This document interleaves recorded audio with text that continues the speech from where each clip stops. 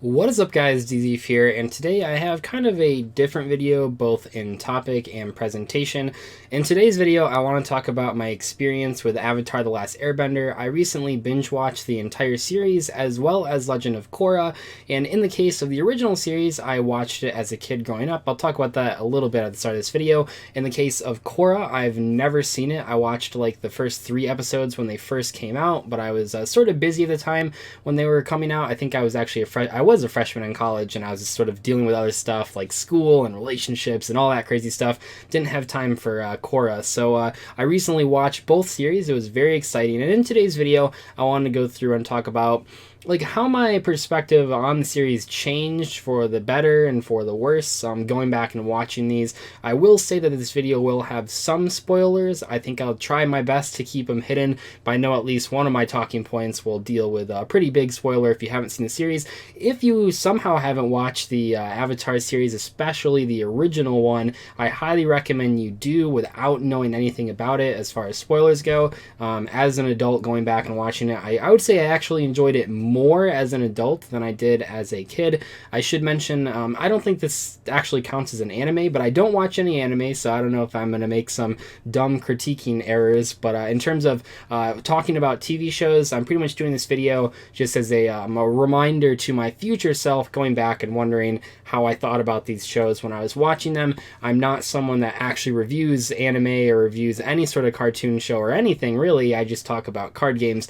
very different from reviewing a show. But anyway, let's jump right in. So first off, my experience with Avatar: The Last Airbender when I was a little kid was came out when I was in 5th grade. And I watched the original season, the first season, and that was very exciting for me, and I watched it roughly in order.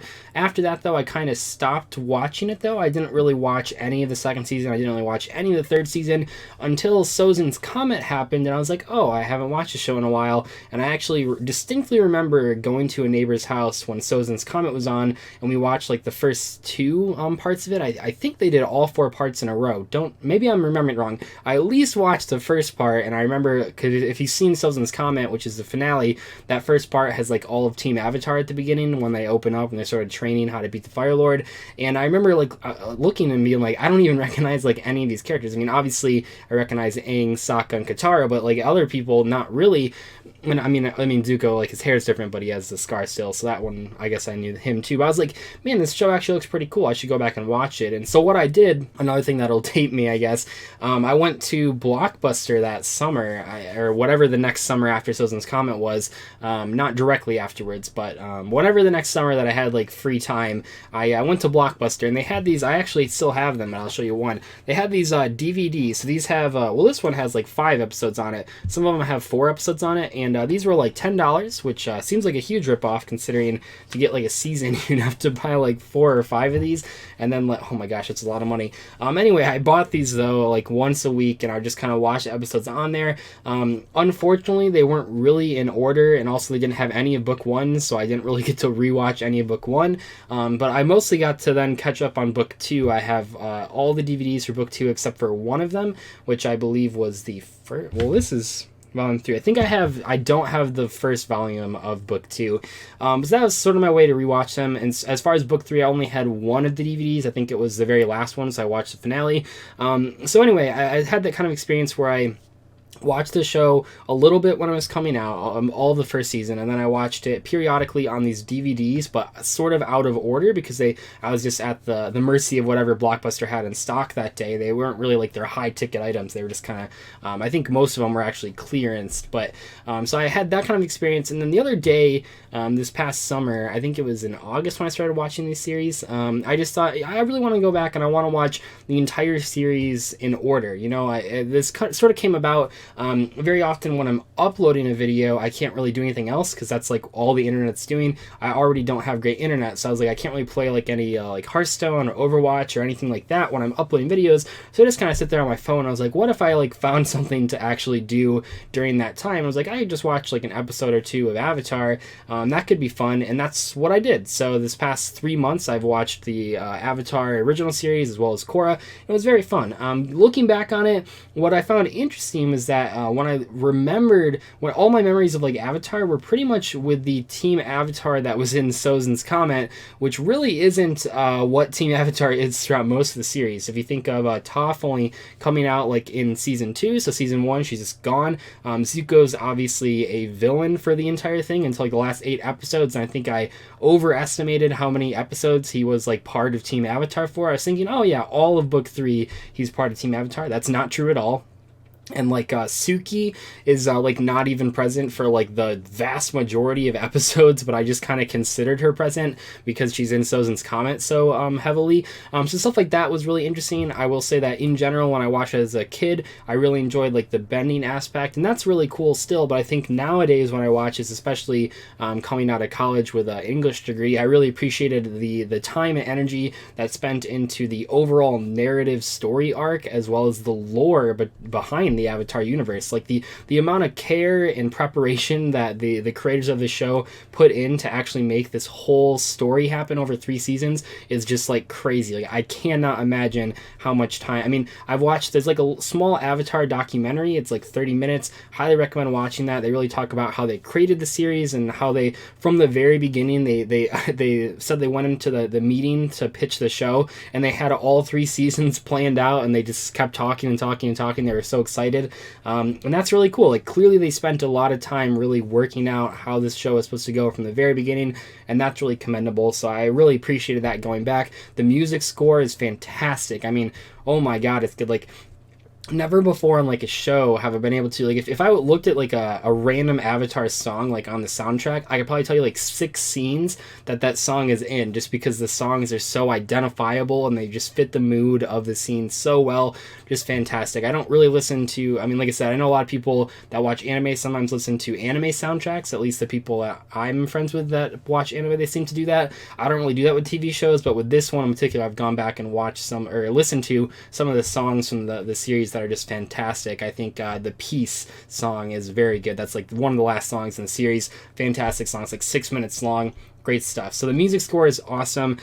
Just overall, it was so cool going back and reliving part of my childhood, but not necessarily with a nostalgic lens, because I didn't really watch all the episodes in order. And actually, I had missed some episodes. I never had seen the both parts of the Boiling Rock. I hadn't seen the episode where Aang and Zuko learn firebending from dragons, and that episode, oh my god, the episode's incredible. Like that, I can't believe I missed that. It's so good.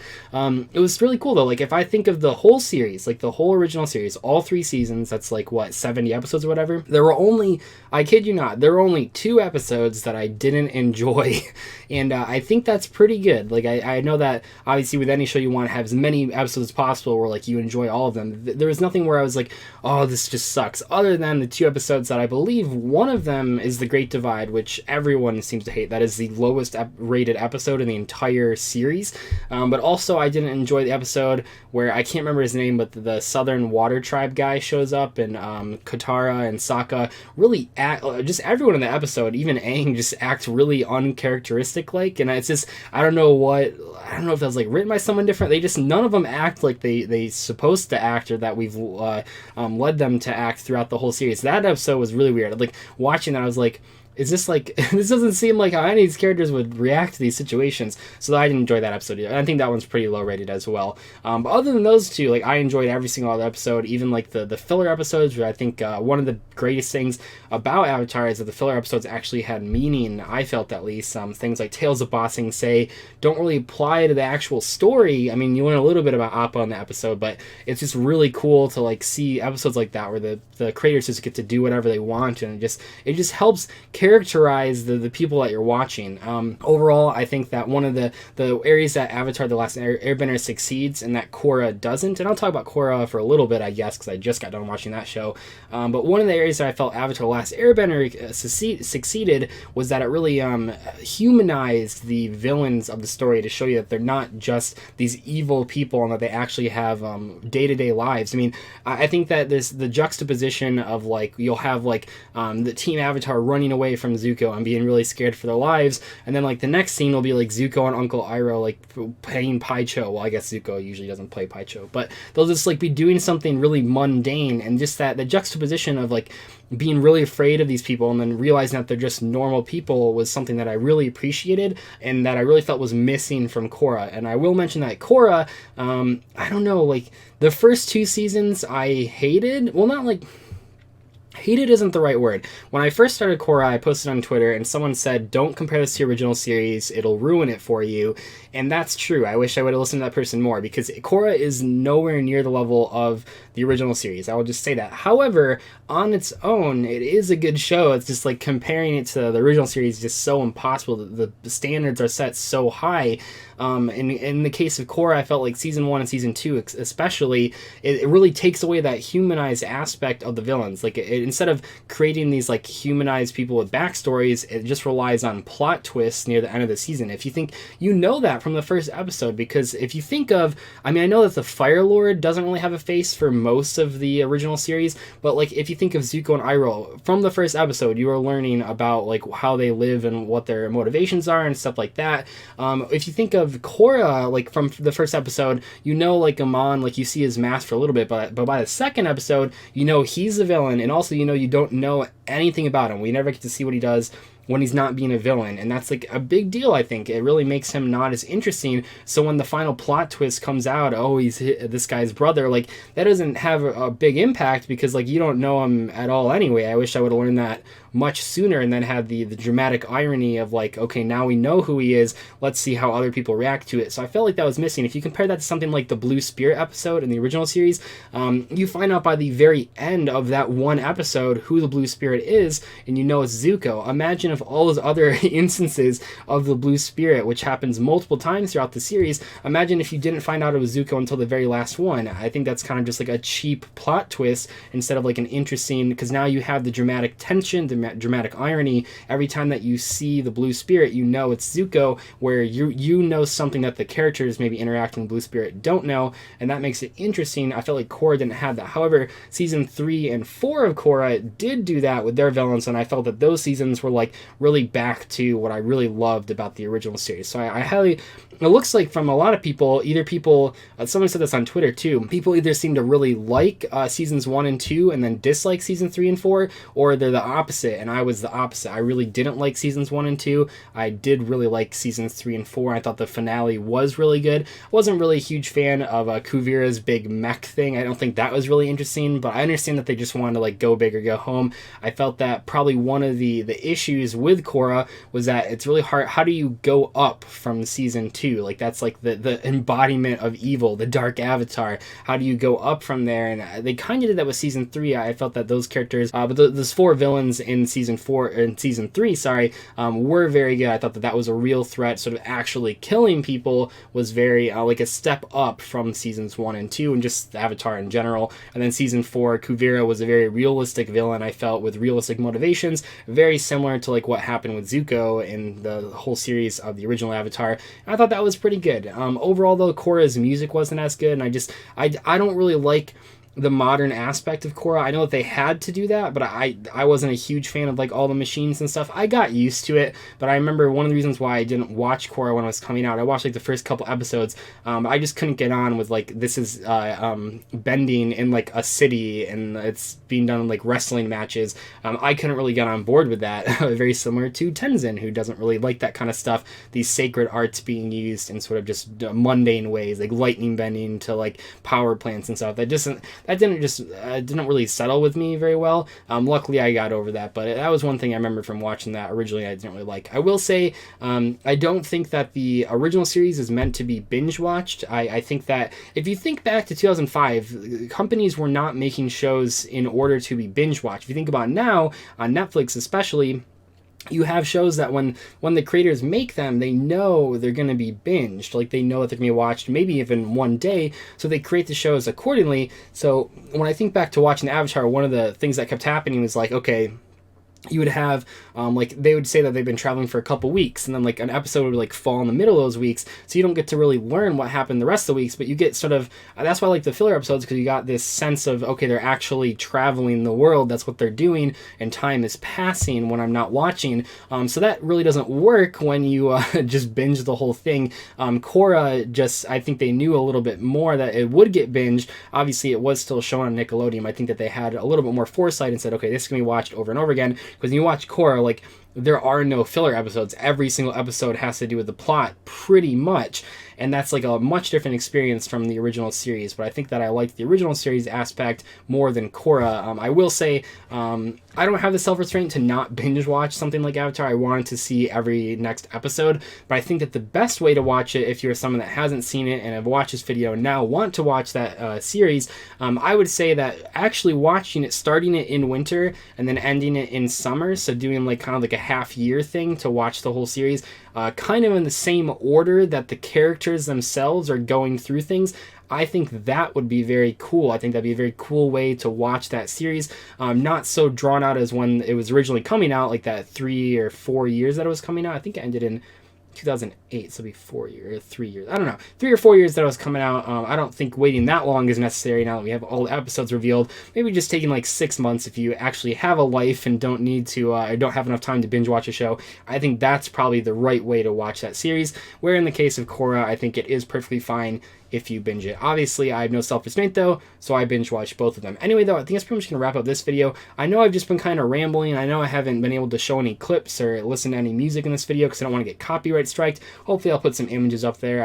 I really enjoyed watching Avatar: The Last Airbender, and I really enjoyed watching Korra, even if it didn't live up to my expectation. Oh, I should mention, one of my favorite episodes in Korra are the two about the first Avatar. I thought those were great. The beginnings, part 1 and part 2, that was really interesting. I know some people didn't really like the aspect of like the turtles, the lion turtles giving people their bending. I thought it was really cool. I thought the art style was really cool as well. So I like those a lot. I know not everyone did, but I thought those were really neat and sort of gave the backstory that I wanted. Because if you watch the original series, you don't really learn about like the first couple avatars. You're really just learning about Roku, and then kind of like the previous two as well. Obviously he contacts a couple of those, especially by the end of the series. Anyway though, hopefully you guys enjoyed this video. I heavily encourage you to watch Avatar if you haven't, and if you watched it as a kid like I did and you are thinking about maybe going back and watching it, highly recommend that as well. I think you will probably enjoy it more than you did as a kid. At least that's what happened to me. But thank you so much for watching this sort of rambling video about something that's not on Yu-Gi-Oh! I don't think this video will get that many views, but I just kind of want to get my thoughts out of there, and I'd love to hear what you guys think about Avatar: The Last Airbender and Legend of Korra as well. Anyway though, I'll see you guys later. Thank you so much for watching. Goodbye.